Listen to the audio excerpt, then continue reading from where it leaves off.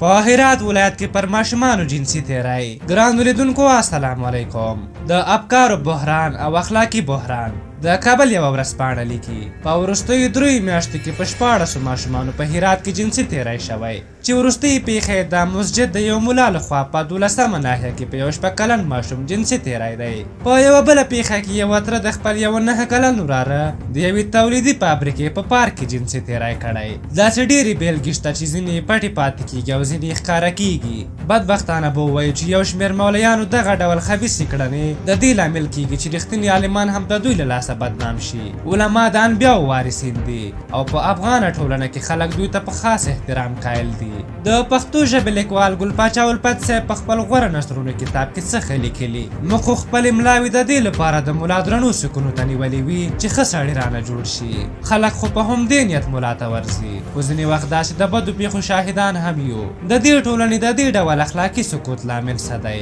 ملا ته چې کښېني وایي جلبه او نامهار شوې غربي ډیموکراسۍ. په اصل کې دوی د انټرنیټ فارن سایټونو، لوسو فلمونو او وارد شویو سریالونو ته ډیموکراسي وایي. معلم ته چې کښېني وایي جهالت او مکتب ګریزي. ټولنپوه او انټروپولوژیست ته چې کښېني وایي په ټولنه کې د کلتوري ارزښتونو پایمالېدل، فقر، غریبي، جنسي محرومیت او جنس ته نه لاسرسی. سیاستمدار ته چې کښېني وایي د قانون نه واکمني او کمزورې حکومتداري. داعشي او افراطي ته چې کښېني وایي لاس او پښې نه غوڅېدل او د شریعت نه پلي کېدل، د درنو سزاګانو نشتون.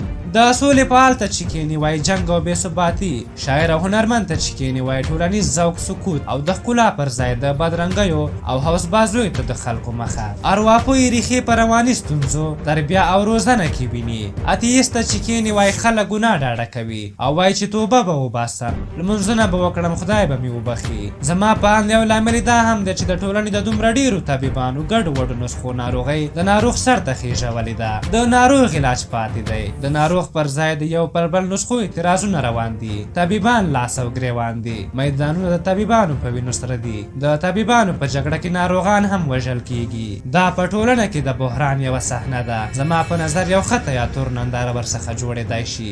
باید داسې وي چې ټول طبیبان د څوک او څپېړې پر ځای یو ځای راپنډ شي، سوله وکړي، بحث وکړي، یو د بل نظریات نقد او د دې پر ځای چې هر سړی پر یو لامل راوڅرخي، ټول د لاملونو یو لیست جوړ کړي او بیا یې د حل لپاره لومړیتوب بندي او پلان جوړونه وکړي. نور نو روان حالات د زغملو نه ده.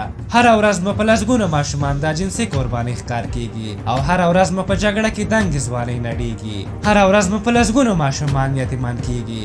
نور د دغه جنګ ځپلي ولس لپاره سوله سره وکړئ او د حل یوه ګډه لاره باید پیدا شي. تاسو په نظر دغه ستونزې څنګه حلېدای شي؟ څه باید وشي؟ خپل نظرونه مو راته په کومنټ کې ولیکئ. که زموږ دغه ویډیو مو خوښه شوې وي ضرور یې لایک کړئ. تر بلې ویډیو مو په لوی او بخښونکي خدای سپارم. د الله په امان.